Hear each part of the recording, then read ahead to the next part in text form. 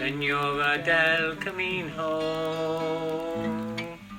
muéstrame la vía para llegar al Padre, al lado de tu Hijo. Well, hello everyone. This is take 3 of this episode of To Be a Run Grim, so I hope this time it works. I think it was okay what I was saying last time, but it didn't record, so better try and do something decent this time. So here I am now in Itero de la Vega. Vega, as in Las Vegas, means green valley, lush valley, I think, if that's right. So up on the plateau, we're by a river, so there's a lot of greenery around just on this little bit. 30k, I think, from where I stopped last night, and we bring you up to speed with what's been happening, because I like you to feel part of everything on this. So after I recorded the podcast yesterday, I went and had a coffee in the outside the bar in the village, and met a couple of Australians, one who was originally from Hull. They were from Melbourne, and one was walking some of the way, and then somebody else was taking over from her and walking with the other one all the way to Santiago. Very interesting conversations. It's interesting that on the Camino, conversations can become quite deep quite quickly. I think people are open and ask questions and tell things. I'm very surprised actually at how very quickly people, sometimes because they know I'm a priest, but not always, are saying things that are very, very personal to them. Perhaps more, understandably more than we do on day to day. People are having a chance to reflect when they're on the Camino and what they're bringing with them and why they're bringing it. So that was good. And then after just as they were setting off, a couple of other pilgrims arrived on bicycle who I've met before. They'd been walking, but they were going on bikes on the over the Meseta. It was going to take them 4 days. It'll take me 6 days running, averaging 30k a day. And that's what some people do. Some people take the bus to avoid it. Some people go on the bike. So I think going on the bike is a really good option for somebody. It's not an easy option. They've got to do quite a bit each day, but they were enjoying doing that. They were a bit feeling as if they were sort of taking an easy option, but I don't think that. I think everybody's Camino is different, and it's not a competition. It really isn't. So, and then by the time I finished chatting to them, I realised it was 12:30. The albergue opened at 12, and I thought, yes, and it did happen. I ended up with a top bunk, schoolboy error, and so anyway, Michael was in the dorm, and then 2 chaps from Galicia. So Michael went and got some lunch at the bar, and I went and joined him for a coffee because I got some sandwiches with me. And then I was trying to have a sleep in the afternoon. On the Camino, occasionally snoring can be an issue, and very occasionally it can be a really big issue. And I haven't come across people with sleep apnea before, not actually what it's like for them. It must be very difficult and quite frightening, really. A few days ago in Najara, one of the people in the room, she had a little machine that helped her breathe through the night, and that didn't make any noise, the machine, and she had a good night's sleep. The chap in the dormitory last night, there were 4 of us in the dorm, 2 sets of bunk beds. He was explaining to Michael that he had sleep apnea, but he didn't have his machine with him.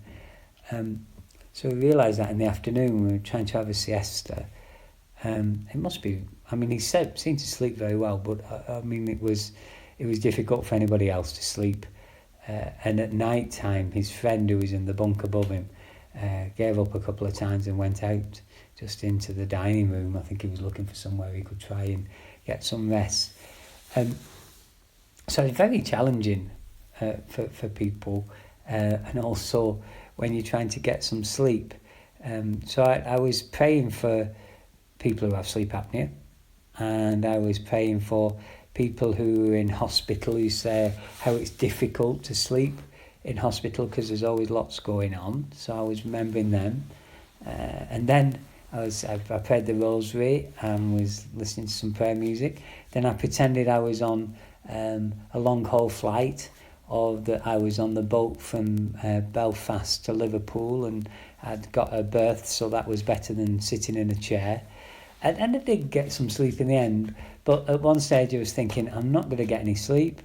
I've got 30 kilometres to go tomorrow, and people are talking about the rain.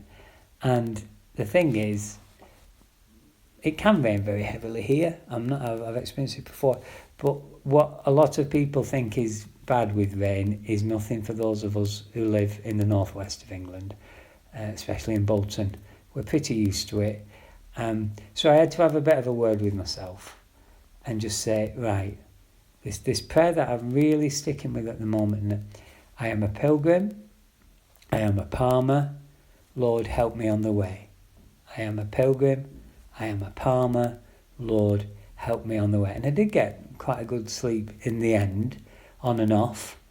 And then this morning, got some breakfast. And then when everybody had gone, people were setting off early and in the dark.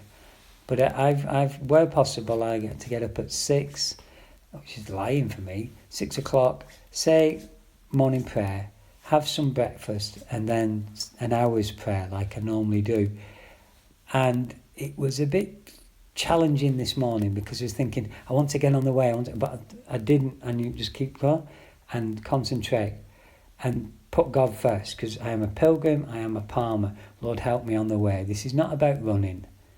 It's about being a pilgrim and a palmer and entrusting everything to God. So I set off just about 8 o'clock, and it was coming light. Very enjoyable run today. I put a clip on so you can see what the Meseta looks like in some pictures. And I arrived here, it's about 11:30, went to find the church, then came back. And then they said you couldn't check in till 1. So I was just sat at the table in the bar, and this chap came over to see who could share the table, said yes, and his wife came, sat with him. And they were from Australia. And it was a very interesting conversation that we had. And they were remembering their daughter, Sabrina, who had died only aged 19. So I said that I would offer Mass for her today. So please keep them and their family in your prayers. And again, this... every day so far, there seems to be somebody who comes and needs, and I can offer the privilege of celebrating Mass for them. It's very much part of the camino. So I'm about to have a rest. I've got a single room tonight, so that's going to be good to catch up on some sleep, and then we'll put each day, one day at a time, one step at a time, keeping you all in my prayers. Senora del Camino, pray for us. I just can't give up now. I've come too far from where I started from. Nobody told me that the road would be easy, and I don't believe he's brought me this far to leave me.